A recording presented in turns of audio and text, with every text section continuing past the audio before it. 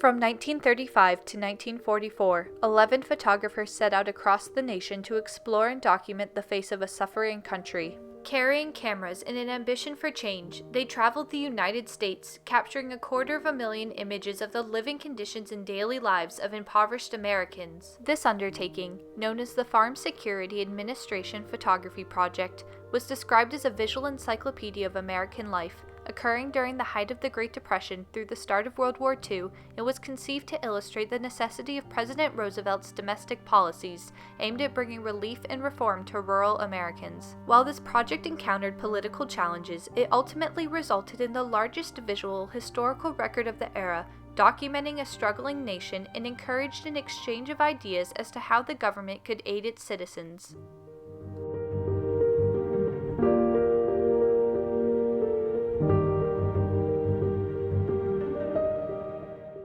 The stock market crash of 1929 marked the beginning of America's Great Depression, causing widespread panic as approximately 30% of America's workforce found themselves unemployed. As the effects of the economic crisis spread across the country, farmers in the Southwest simultaneously endured the hardships of the Dust Bowl, one of America's largest ecological disasters. The Dust Bowl, which resulted from drought and poor agricultural practices, caused massive dust storms that demolished crops over an area of 150,000 square miles.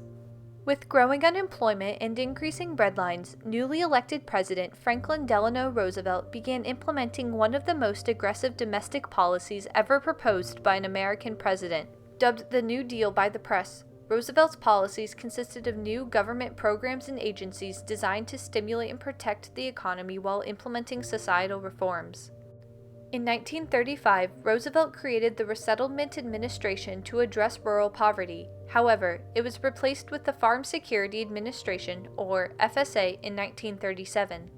The FSA worked with states and counties to administer low-interest loans made possible by the Bankhead-Jones-Tennant Act to sharecroppers and impoverished farmers so they could buy land and equipment with the goal of becoming self-sustaining. While history would judge the success of the FSA programs as modest, it would be well remembered for its photography program that began with the Resettlement Administration.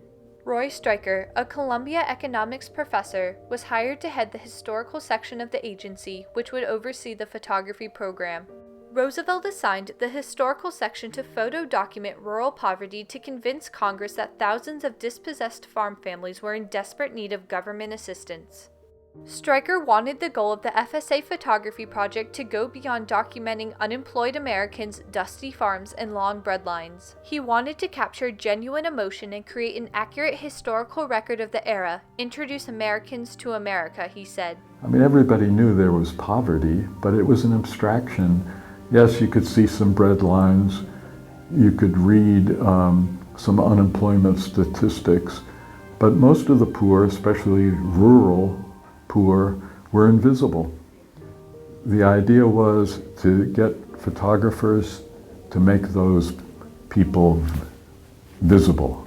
Stryker hired individuals who, through their work with the FSA, would become some of America's most renowned photographers, including Dorothea Lange, famous for her photograph of Florence Thompson, commonly referred to as the Migrant Mother. Walker Evans, known for his collections of rural American farm families, and Gordon Parks, remembered for his portrait of Ella Watson, who was commonly referred to as the face of racism and injustice during the era. The photographers were under strict instruction to not manipulate the scenes they were photographing, knowing this would destroy the credibility of the project. The photographers' use of people in the pictures added an influential and raw emotional aspect that was absent when an image was strictly of a landscape or object. Stryker used this novel composition to his advantage when selecting photographs for program administrators to use when trying to persuade Congress to continue funding many of Roosevelt's programs, often providing photographs of individuals and families to invoke empathy and give a voice to those who could not speak for themselves. We were all inspired and revved up by the whole New Deal idea, and of changing things and trying to get people to understand what was going on and what the condition of the country was. We were trying to show this graphically because people will look at photographs when they won't read things. They had no idea that a third of the nation was ill-clad and ill-nourished. In order to create a balanced and accurate portrait of America in the 1930s, Stryker would give his photographers questions to help guide their work, such as, "What do people in small-town Texas do on a Saturday afternoon?" or, "How do people in Mississippi use their porches?" Technical details, such as framing, lighting, and camera angles, were essential in capturing the emotion and hardship of the people they were documenting. I remember those photographs were immediately so gripping, photographs of that Americans hadn't seen before, not simply because of the subject, but because of the skill of the photographers in penetrating the faces, one could say, the souls of the people who were being photographed.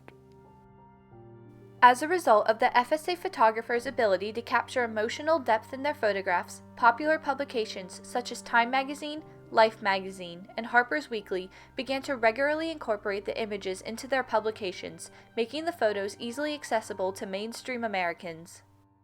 It is through the exchange of information and ideas that we get a better understanding and sympathy of the other fellow and his problems. I believe the camera can make an important contribution towards this. One question that surrounds the FSA photography project was whether the project was simply visual documentation, a mirror in which America could reflect upon itself, or did it constitute government propaganda? Propaganda is defined as the systematic dissemination of information, especially in a biased or misleading way, in order to promote a political cause or point of view.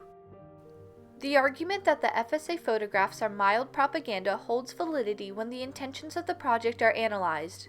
This government-funded project was conceived to socially engineer congressional and legislative support to back Roosevelt's domestic policies. Therefore, the project was politically motivated and had intentions of persuasion.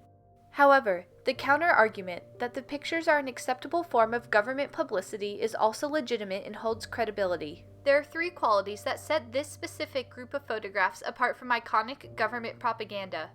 First, these photographs captured real, not staged events.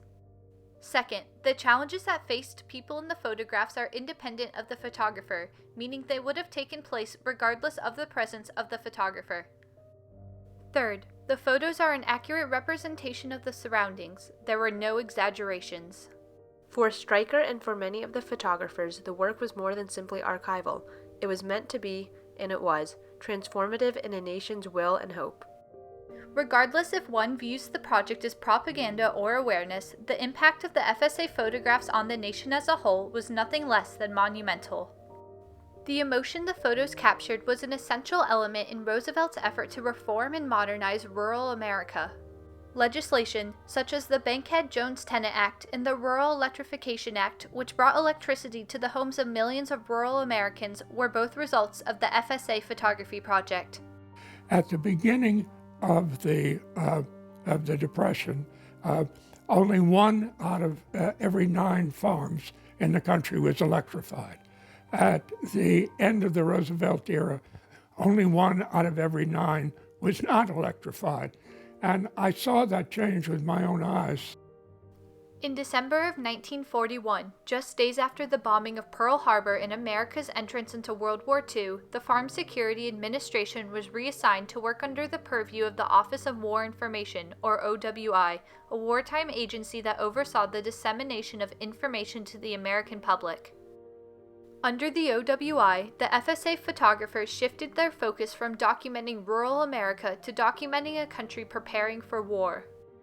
In 1943, Congress voted to cut the photographers' funding and the unit was dissolved. While Stryker had the foresight to release the photographs to the Library of Congress in 1946 for preservation, neither he nor his team of photographers could envision the impact their iconic images would have on documenting an era of great adversity in our nation's history. The FSA's unmatched documentation of a crucial period in American history will serve as a reminder of the unrivaled economic and ecological hardships rural Americans encountered and how the power of photography can influence and reform an entire nation.